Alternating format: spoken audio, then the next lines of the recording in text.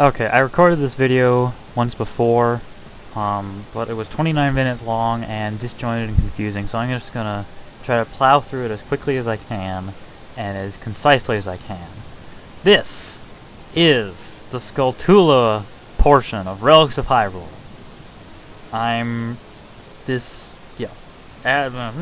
Words. Skulltulas are different in Relics of Hyrule than they are in the standalone mod. But the pace is the same. I keep hitting question mark instead of M when I want to open the map, and I don't know why. Dawnstar. You go to Dawnstar, go northwest, and you'll end up along the course of the coast, boats go along the coast northwest, and you'll end up at the ruined spider house. Don't pay attention to the floating enchanter. There'll be Skulltulas. There are definitely going to be Skulltulas here. They might be fighting Horkers. They might not. There might be a troll. They might not. Once you get here, you plobble on in. Plobble is now a word. And first attraction is the dead bandit here. She's dead, and she has a bloodstained note next to her. This is just lore and junk. Immersion. The thing that should pop out is winter holds. No grip on me. So that's implying go to Winterhold. And if you go to Winterhold, you'll get this old list.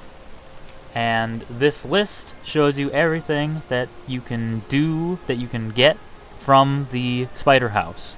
And I'll tell you how in just a moment.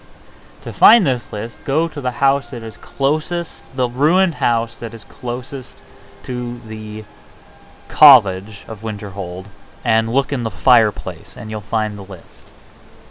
And I think the list actually respawns, but I'm not sure. Don't quote me on that, I probably shouldn't have even said it. Arania is practicing her aerobics over there. So yeah, the focus of the Skulltula mod, the Skulltula portion, is the Skulltulas. They carry Skulltula venom, which is like frostbite venom, except it's different. It drains health and stamina, and it does slowing. Slows people. Slow. There are three types of Skulltulas. There are normal Skulltulas, big Skulltulas, and Gold Skulltulas. And Gold Skulltulas will carry Gold Skulltula tokens. They always do. They always carry one. There's one spider that carries more than one in Kino Langdonzell, and that is where you get this. This is the Staff of Skulltula. Just go all the way through Kino Langdonzell. You'll get the Staff of Skulltula if you beat the boss that most likely you'll see the boss and you'll be like, yeah, that thing carries a staff that summons Skulltulas. The Staff of Skulltula always summons a big Skulltula.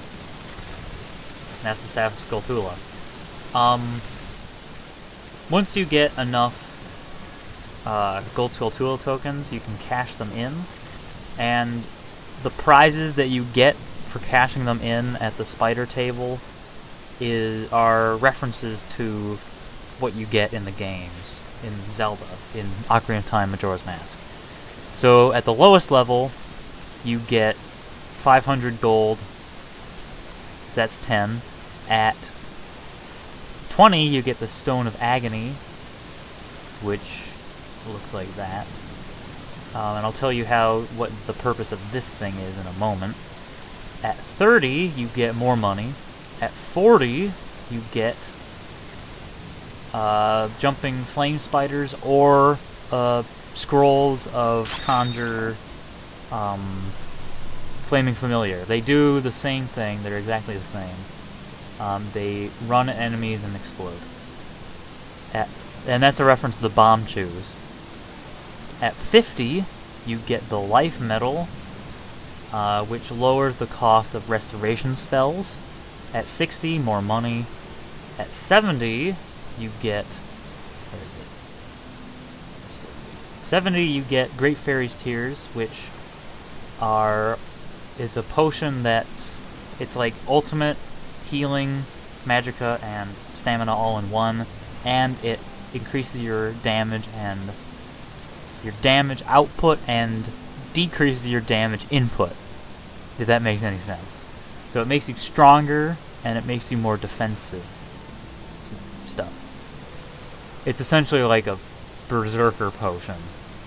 80, at 80 you get a piece of heart, and if you have 4 pieces of heart you can cash them in for a heart container, which I'll talk about in a moment. At 90 you get more money. At 100 you get the Bane of Arthropods sword, which is a special sword that deals extra damage to insects and arachnid enemies like Charuses, Charus Hunters, Charus Reapers, Ash Hoppers, Skulltulas, Frostbite Spiders, and even Dwarven Spiders. It doesn't work on mod enemies, so if it doesn't work on the Ash Hunters from Immersive Creatures, and it doesn't work on the Charus Hoppers from Immersive Creatures, because those are different races. Because the way the enchantment works is that it looks for a race, and I'm not going to make an Immersive Creatures patch, because that's for just one stupid little weapon. And finally, at 110 Gold Skulltula Tokens, you get the Bane of Arthropods spell. Right. Now then, starting at the bottom, again, Stone of Agony. Stone of Agony, to get the spell tome, you go to an Ancient Enchanter. Go to the one in the midden, not this one, because this one doesn't actually exist. It is an illusion. So go to the midden, it's in Winterhold, up here. And you can get if you have, it's like this, if you have the Stone of Agony, a Ruined Book and a Grand Soul Gem, you can make a spell tome. Just pretend that this is that Faro's Emerald is the Stone of Agony. That's what's going to happen. Eventually I'll add a purpose for the Stones of Agony, other than making a thing. Making a spell tome. I'll add some purpose to them. But at this point, Stone of Agony, it's a very pricey spell. It's an alteration spell. And it's the reason why it's so pricey is, well, it shows you where your allies are, as you can see. It shows you where corpses are, and this is how, it also shows you undead the same way. It shows you where enemies are. They show up as little red flames. So it's a detect everything spell. And that's a reference to how the Stone of Agony would, it vibrates when you're close to something special. So this is a detect everything spell, and that's why it's so pricey. That's the Stone of Agony. I actually originally made it a metal, an amulet, but it didn't work, and I couldn't get it to work, so I just had sod it and stopped trying to make it work. Life metal is self-explanatory. I don't need to illustrate it. It's just restoration, fortification. Piece of heart. You'll notice my health right now is 380, and when I wear the piece of heart, it is 480. And if you have 4 of these, 4 pieces of heart, you can cash them in for a heart container. And the heart container is a permanent 100-point boost to your health. And I actually have one. And it does show up in your active effects. It originally didn't, but I fixed it. And your health is permanently fortified by 100. And because this is a spell, heart containers will actually show up in your books. So don't look in misc, look in books for the heart container. It'll be under H. So it'll be like right under H. And you can learn the spell. It's an active effect and it's permanent. As of 4.4 of Relics of Hyrule, in the Dragonborn version only, you can take heart containers to the Ancient Enchanter and do special things with them. But that's not finished. It's not part of this video. I'll make a heart container video eventually explaining that. And it's pretty cool. I'm going to expand it even more, but you'll see. That's the heart container. What else? Heart container... I don't really need to talk about the... If you're familiar with the jumping spiders and the conjure flaming familiar, it's the same... It's just... They blow up in your face. In your enemies' faces. That's it. What else was on there? Tears of an Angel. Great Fairy's Tears. Do I have any? Yeah, Great Fairy's Tears. They're, like I said, they're berserker potions. They're really great in a pinch. And they weigh the same as any other potion, so that's a bonus. Right. Don't need to explain them. They're just super strong. Find out for yourself. They're awesome. I already talked about the thing that was the piece of heart. Bane of Arthropods. This is a special dwarven sword. You can break this enchantment off. It deals shock damage to normal enemies and deals extra damage to arachnid enemies, like I was saying. And it has a special shader on it. I think that's only used by special Nord weapons. And any weapon that you apply this enchantment to will have that streak behind it. And when you swing it, there's a streak no matter where it goes. And it's pretty cool. It sort of does damage over time. And apparently it does fire, which I didn't know. Wait a sec. Wait a second. Wait.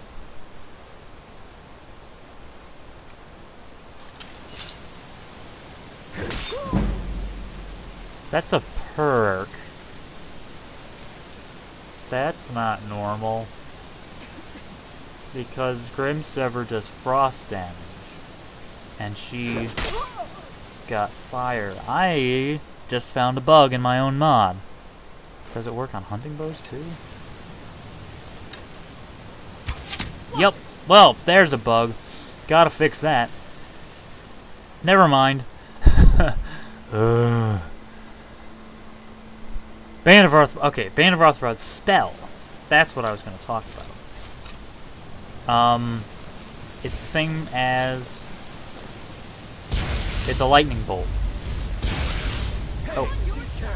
Apparently it's chain lightning, and I thought I changed that.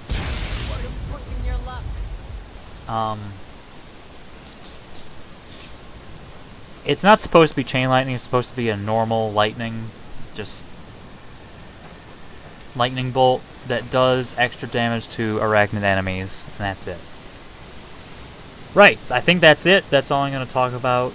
I found some bugs. There's always bugs in Relics of Hyrule. It's a big mod, and I'm doing it all by myself. And I don't want any help. I'm just going to do it all by myself because it'll turn out better that way. Or something. That's that. Skulltulas, they're awesome. There's not really much that changed. It's just take the Stone of Agony to the Ancient Enchanter now to learn the spell. And heart containers can do more. That's it. Thanks for watching.